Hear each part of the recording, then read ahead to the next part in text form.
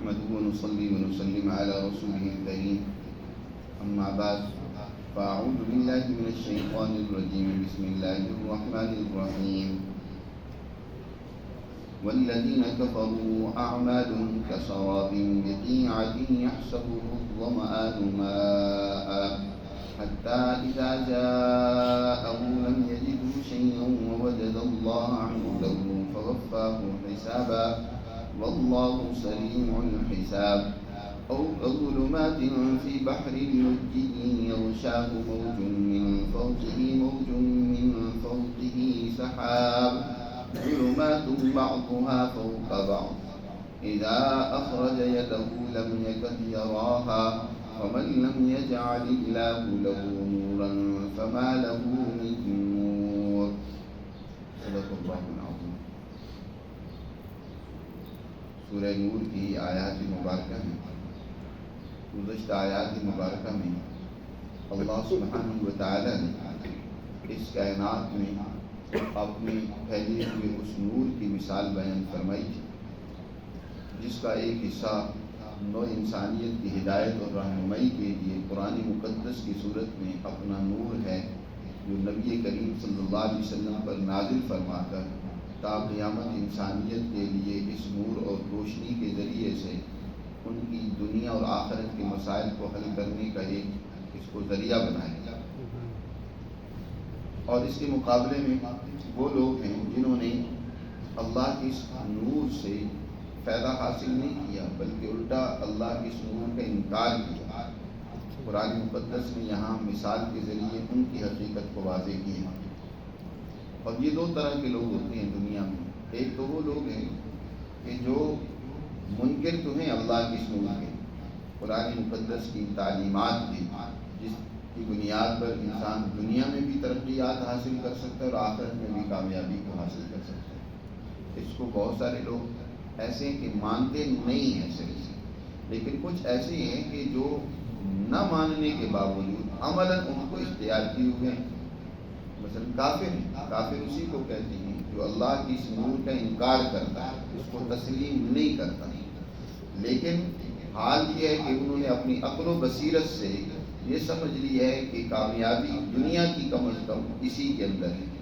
اس نے قرآن مقدس کی ان تعلیمات کو اپنا رکھا ہے کسی درجے میں، کچھ قوانین، کچھ اچھی باتیں انہوں نے اپنی اس فہم و بصیرت کی بنیاد پر اختیار کر لی ہیں، لیکن وہ محض عقل پر اعتماد کرتے ہیں، اس بات کو نہیں دل و جان سے وہ جانتے مانتے یقین کرتے کہ اللہ کی طرف سے انسانیت کی رہنمائی ہے، یعنی اللہ پر ان کا یقین و ایمان نہیں۔ ایسے لوگ ایک تو دنیا میں موجود اچھے کام کرتے ہیں، مثلا آج کل ہمارے معاشرے میں بھی اس طرح بہت سارے لوگ ہیں جو منکر اور کافر ہیں، لیکن کام بہت سارے اچھے کرتے ہیں۔ جیسے آپ کے ملک میں بہت سارے کافروں کی بے شمار ایسی یادگاریں موجود ہیں جس سے دنیا فائدہ اٹھا رہی ہے۔ گنگا رام ہاسپٹل ہے، یہ اس طرح کے اور بہت سارے ہاسپٹل ہیں، یہ فلاحی ادارے ہیں جو انہوں نے دنیا میں انسانیت کی فلاح و بہبود کے لیے بنائے ہیں، لیکن اللہ کی تعلیمات پر ان کا ایمان و یقین نہیں ہے۔ دوسرے قسم کے وہ لوگ ہوتے ہیں جو اللہ کی تعلیمات کو مانتے بھی نہیں ہیں اور ان کے مطابق عمل بھی ان کا صرف نہیں۔ ان دونوں کی مثالیں قرآن مقدس نے یہاں ان آیات مبارکہ میں بیان فرمائی۔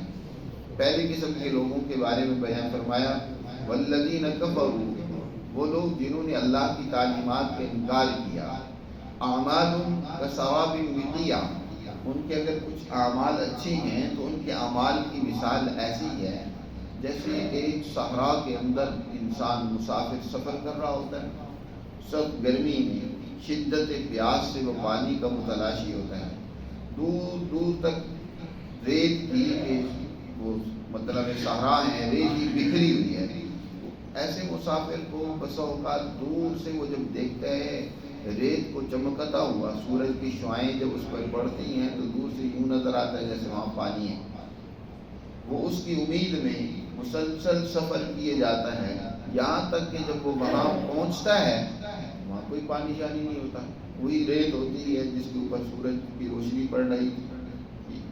یہ لک و دک صحرا میں سفر کرنے والے لوگوں کے ساتھ یہ معاملہ اکثر پیش آتا ہے. تو قرآن نے یہاں ان کی مثال دی ہے کہ جو لوگ کافر ہیں لیکن کچھ اچھے اعمال کرتے ہیں تو ان کی مثال اس مسافر کی سی ہے جو لک و دک صحرا میں ریت کو، سراب کو پانی سمجھ کر دوڑے جا رہا ہے، سفر کیے جا رہا ہے کہ ابھی پانی آیا، ابھی پانی آیا، لیکن وہاں پہنچتا ہے تو کچھ بھی نہیں. آگے پانی آگے سے آگے جا رہا ہوتا ہے، جو آگے بڑھتا چلا جاتا ہے تو اس کے ہاتھ وہاں کچھ نہیں آتا. تو بالکل اسی طرح ان انسانوں کی مثال ہے جو ہیں تو اللہ کی تعلیمات کے منکر لیکن کچھ اچھے اعمال کر لیتے ہیں، تو ان کے اعمال بھی کل قیامت کے دن ان کے لیے سرابی ثابت ہوگا. ان کا کوئی اس پر معاوضہ اور اجر اللہ انہیں نہیں دے گا، کیونکہ انہوں نے عمل کرنے کے لیے جو پیچھے بنیادی عقیدہ اور نظریہ ہونا چاہیے تھا، جو بنیادی سوچ ہونی چاہیے تھی، وہ موجود ہی نہیں. وہ محض ذاتی تسکین کے لیے یا محض زیادہ سے زیادہ اپنی قوم کی ترقی کے لیے دوسروں کو تباہ کر دیں گے. بہت سارے لوگ ایسے ہیں جو اپنی قوم کی تو ترقی جاتے ہیں لیکن باقیوں کو وہ کیا ہے، ان کے اوپر ظلم کرتے ہیں، بدماشیاں کرتے ہیں. جیسے آج ہمارے بہت سارے لوگ وہ یورپ کی مثالیں دیتے ہوئے تھکتے نہیں، ان کی تعریف کرتے ہوئے وہ تھکتے نہیں ہیں کہ جناب دیکھو امریکہ نے اور ان ممالک نے دیکھو کیسا اپنے لیے بہترین نظام بنا لیا ہے. آج وہ قرآن و حدیث کے قانون پر عمل کرتے ہیں، اپنی قوم کو انہوں نے ترقی دی ہے. لیکن یہ نہیں وہ سمجھتے کہ انہی بدماشوں نے، انہی ظالموں نے ہمیں لوٹا ہے، ہمارے اوپر انہوں نے ظلم، ہمارے اوپر معاشی بدحالی، ہمارے اوپر سرمایہ دارانہ نظام کے ذریعے سے دوسری قوموں کا جو یہ استحصال کر رہے ہیں، ان کے لیے جونک بنے ہوئے ہیں، اپنی قوم کو کچھ فائدہ پہنچاتے ہیں. تو یہ انسانیت تو نہیں ہے کہ دوسروں کا آپ گلا کاٹ دیں، دوسروں کو تباہ و برباد کر دیں، ان کے ملکوں کو کھنڈرات بنا دیں جی، اور ان کو لوٹ مار کریں، ان کی محنتوں کا استحصال کریں. آج جتنے بھی ممالک ہیں ان کو قرضے دے کر ان کو اپنے قرضوں کی معیشت میں جکڑا ہوا ہے، جو سود در سود ان سے وصول کر رہے ہیں جی. اور اس کے علاوہ بھی جتنی بھی پالیسیاں ہیں زیادہ تر ان کی مرضی کے مطابق بنائی جاتی ہیں. آپ کے یہاں ملک کے اندر ٹیکس لگتا ہے یا جتنی بھی ملٹی نیشنل کمپنیاں یہاں لوٹ مار کرتی ہیں ان کا کوئی پوچھنے والا نہیں ہے. وہ طاقتور ہیں اور آپ کے حکمران ان کے گویا کے غلام ہیں، ان کے ماتحت اور ان کے ملازم ہیں. جیسے وہ کہتے ہیں ان کو ویسے کرنا پڑتا ہے. تو یہ کوئی انسانیت نہیں ہوتی کہ اپنی قوم کو یا اپنی عوام کو تو آپ کچھ فائدہ پہنچائیں، دوسروں کے اوپر ظلم مسلط کریں. جیسے یہ انسانیت نہیں ہے کہ آپ اپنے بچوں کی تو فکر کریں، باقیوں کو انسان ہی نہ سمجھے اور ان کے ساتھ آپ کا رویہ وہ عجیب حیوانوں والا ہو. تو صرف اپنے بچوں کو پالنا یہ انسانیت تو نہیں ہے، تو جانور بھی کرتا ہے. کیا جانور اپنے بچوں کی نگہداشت نہیں کرتا، ان کی حفاظت نہیں کرتا، انہیں کھلاتا پلاتا نہیں ہے، ان کی ضروریات پوری نہیں کرتا؟ ہر جانور کرتا ہے، وہ اپنے آپ کو خطرے میں ڈال کر بھی اپنے بچوں کی حفاظت کرتا ہے. مرغی جس نے اپنے پروں کے نیچے انڈا سی کر چوزے نکالے ہیں وہ اپنے ان بچوں کی حفاظت کرتی ہے. بلی حملہ کرتی ہے تو ان پر جھپٹ پڑتی ہے، بچاتی ہے جی. اسی طرح دیگر جانوروں کو بھی دیکھیں گے. تو یہ انسانیت نہیں ہوتی کہ صرف آپ اپنی قوم، اپنے بچوں یا اپنے لیے تو سوچیں، باقیوں کے لیے تباہی و بربادی کا سبب بن جائے. تو یہ وہ لوگ ہیں کہ جن کے اعمال کل قیامت کے دن اگر کچھ انہوں نے اچھے کیے ہیں کہ چلو اپنی قوم کو کچھ فائدہ پہنچایا ہے یا جزوی طور پر کوئی بھلائی کی ہے، تو ان کے اعمال کل قیامت کے دن سراب کی طرح ہوں گے، چمکتی ہوئی ریت کی طرح ثابت ہوں گے. ان کو کوئی اس کا نتیجہ فائدہ وہاں نہیں ملے گا، کیونکہ ان کا عمل محدود تھا. محدود فائدہ ان کو دنیا میں مل گیا، زیادہ سے زیادہ آگے ان کے لیے کچھ نہیں ہے. عمل وہ ہونا چاہیے کہ جس کا فائدہ مستقل اور آگے تک پہنچے، دنیا میں بھی ہو اور آگے بھی ہو.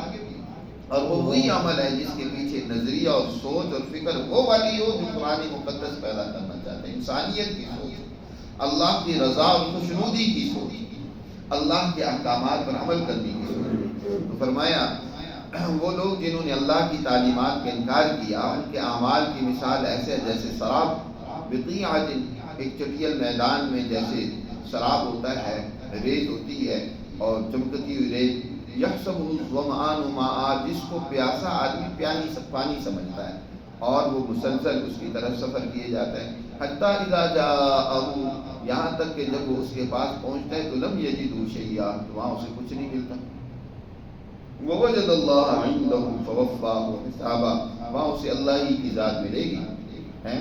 اسی طرح جو انسان یہ کام کیے جا رہا ہے، کل قیامت کے دن وہاں اس کا کوئی عمل نہیں ہوگا، وہاں کیا ہوگا؟ اللہ کی ذات ہی ہوگی جو اس کے اس عمل کا اسے بدلہ دے گی، یعنی اسے سزا دے گی کہ تم نے کس نظریے اور فکر سے یہ عمل کیا تھا، اور اللہ اس سے پوچھے گا فوفاہ حسابا، اور اللہ اس کا حساب و کتاب پورا کر دے گا. واللہ سریع الحساب، اور یاد رکھو اللہ بہت جلد حساب کرنے والا ہے. اللہ کے ہاں حساب میں تاخیر نہیں ہوتی، کسی کو دنیا میں اور کسی کو آخرت میں کوئی دور نہیں ہے، بہت قریب ہے، تو حساب و کتاب کا عمل پورا ہو جائے گا. دوسرے قسم کے وہ لوگ ہیں کہ جن کا عمل ہی سرے سے ٹھیک نہیں ہے، نہ نظریہ اور فکر درست ہے، اور عمل بھی کیا ہے؟ ظلم کا ہے، بدماشی کا ہے، فساد اور خرابی کا ہے. ان کی بھی مثال قرآن مجید نے یاد دی. او کظلمات فی بحر لجی یغشاہ موج من فوقہ موج من فوق سحاب. دیکھو سمندر جس کی تہ کا کوئی اندازہ نہیں، اس کی گہرائی معلوم نہیں، جیسے اس کے کنارے کا کوئی اندازہ نہیں ہوتا، تہ کا بھی کوئی اندازہ نہیں ہوتا. تو ایک بہت گہرا سمندر ہے اور اس کے اوپر ایک موج ہے، پانی کی لہر ہے، اور پھر اس کے اوپر مزید لہریں ادھر ادھر سے اکٹھی ہو کر اس کو مزید ایک ہے سمندر کی بہت گہرائی اور تہ، وہاں کوئی چیز مثلا پڑی ہو، اوپر اس کے اوپر موج ہو، اور اس کے اوپر مزید پھر متراکم اور لہروں کی موجیں ہوں، اور پھر آگے کے اوپر گھٹا ٹوپ سخت اندھیرا چھایا ہوا ہو، بادل چھایا ہوا ہو، اندھیری رات ہو. اب کتنی ظلمتیں اور اندھیرے اکٹھے ہو گئے. ایک سمندر کی تہ، وہاں خود اندھیرا، اس کے اوپر موجیں اور لہریں، ان کا اندھیرا، اس کے اوپر مزید مختلف لہریں، ان کا اندھیرا، پھر باہر بھی بادل گھٹا ٹوپ اندھیرا. ظلمات بعضها فوق بعض، ظلمتیں ہی ظلمتیں ہیں. یہاں اتنا اندھیرا ہے کہ انسان کا اپنا جو عضو ہے، یعنی ہاتھ، وہ بھی اسے نظر نہیں آتا، وہ بھی اسے دیکھنا چاہے تو اسے نہیں نظر آتا، اتنی تاریکی اور اندھیرا ہے. یہی ان کے اعمال کی مثال ہے کہ انہوں نے ظلمتیں در ظلمتیں اکٹھی کر رکھی ہیں. بد اعتقادی کی ظلمت الگ، اور اسی طرح بد اعمالی کی ظلمت الگ، کہ اعمال بھی سارے ان کی ظلمت و تاریکی والی ہیں، اور اسی طرح ان کے افکار، اقوال، جو باتیں کرتے ہیں وہ بھی انسانیت کو تکلیف دینے والے، اللہ کے کو غصہ دلانے والے، وہ بھی ظلمت اور تاریکی. تو یہ ظلمات بعضها فوق بعض، یہ ظلمتیں ہی ان کی عمل میں اکٹھی ہو گئی ہیں، تو لہذا ان کے لیے تو سخت ترین سزا ہوگی، دنیا میں بھی نہیں کامیابی اور آخرت میں بھی. او کظلمات، یا فرمایا کہ مثال ان کے اعمال کی ایسے ہے جیسے ظلمتیں ہوں، فی بحر لجی، سمندر کی گہرائی میں کہ ڈھانپ لیا ان کو موجوں نے، من فوقی موج، ان کے اوپر بھی ایک موج ہو، اور من فوقی سحاب، ان کے اوپر ایک بادل ہو، کیا بادل چھایا ہوا ہو. تو کیا ہو گیا؟ ظلمات بعضها فوق بعض، ظلمتیں ہیں بعض کے اوپر، یعنی اندھیرے کے اوپر اندھیرا. اذا اخرج یدہ، جب وہ اپنا ہاتھ نکالتا ہے تو لم یکد یراہا، قریب نہیں کہ اسے وہ نظر آئے، اس کا ہاتھ بھی اسے نہیں دکھائی جا سکتا. تو یہ وہ انسان ہے جو نور ہدایت سے بالکل ہی محروم ہو گیا، اچھا عمل بھی نہیں، اچھا نظریہ اور فکر بھی نہیں، اچھی کوئی بات بھی نہیں ہے. یہ انسان وہ اللہ کے نور سے مکمل محروم انسان ہے، اور اس نور کی طرف بڑھنے کی کوئی خواہش اور فکر بھی نہیں ہے، کوئی اللہ سے طلب بھی نہیں ہے، کوئی کوشش بھی نہیں ہے کہ انسان اپنے آپ کو درست کرے، سچائی کی طرف جائے، اس کی کوئی کوشش اور سعی بھی نہیں ہے. تو لہذا ایسا انسان جو بالکل یا نور سے محروم ہو گیا، تو اب اس کے لیے کوئی کہیں روشنی نہیں ہوگی، نہ دنیا میں کوئی نور ہے، نہ آخرت میں کوئی نور. کل قیامت کے دن قرآن مقدس بھی دوسری جگہ پر اللہ تعالیٰ نے ارشاد فرمایا نا کہ منافق آدمی جس کا نظریہ فاسد تھا، برا نظریہ تھا، اور وہ دنیا میں بھی مسلمانوں کو، مسلمان جماعت کو، انسانیت کو تکلیف اور ذکر پہنچاتا تھا، کل قیامت کے دن وہ جب مسلمان جماعت کے آگے پیچھے دائیں بائیں نور دیکھے گا تو وہ کہے گا ذرا رکو، ہمیں بھی تو اپنے اس نور سے کچھ روشنی دو تاکہ اس روشنی اور نور میں ہم بھی یہ سفر طے کر سکیں، جنت تک پہنچ سکیں۔ اللہ تعالیٰ ارشاد فرمائے گا کہ تمہارا نور، یعنی وہ جنتی لوگ کہیں گے، اے مسلمان کہیں گے تمہارا نور پیچھے ہے، اس نور سے تمہیں حصہ نہیں ملنے والا، پیچھے ذرا نور دیکھو، تلاش کرو۔ وہ پیچھے تلاش کریں گے تو جو آگے مسلمانوں کا نور ہوگا وہ بھی ان سے اجل ہو جائے گا، درمیان میں دیوار حائل کر دی جائے گی، اس سے بھی معلوم کر دی جائے گی جو پہلے نور سے کچھ نہ کچھ نور ان کو نظر آ رہا تھا۔ اب یہ قرآن کہتا ہے باطن فی رحمت و ظاہر من قبل العذاب، اندر تو اللہ کی رحمت ہوگی مسلمانوں کی طرف، اور یہ جو ہے عذاب میں مبتلا ہوں گے، گرفتار ہوں گے، اور وہاں کوئی نور اور روشنی ان کے لیے نہیں ہوگی۔ اسی کو قرآن نے کہا وَمَن لَّمْ يَجْعَلِ اللَّهُ لَهُ نُورًا، جس کو اللہ کوئی نور اور روشنی نہ دے، ایمان کا نور نہ ہو، قرآن کی رہنمائی نہ ہو، کسی قسم کی کوئی روشنی اور ہدایت اس کے پاس نہیں ہے، تو فما لہ من نور، اس کے لیے کوئی نور نہیں ہوگا، اس کے لیے کوئی روشنی نہیں ہوگی، اس کے لیے کوئی کامیابی نہیں ہوگی۔ تو اس رکوع میں اللہ نے نور اور ظلمتوں کے ضمن میں قرآن مقدس اور اس کے نتیجے میں کیے جانے والے اعمال ہیں، اس کی ایک بڑی بہترین مثال دے کر قرآن نے اس کو یہاں سمجھایا ہے۔ اللہ ہمیں سمجھ نصیب فرمائے اور اپنے احکامات پر عمل کی توفیق۔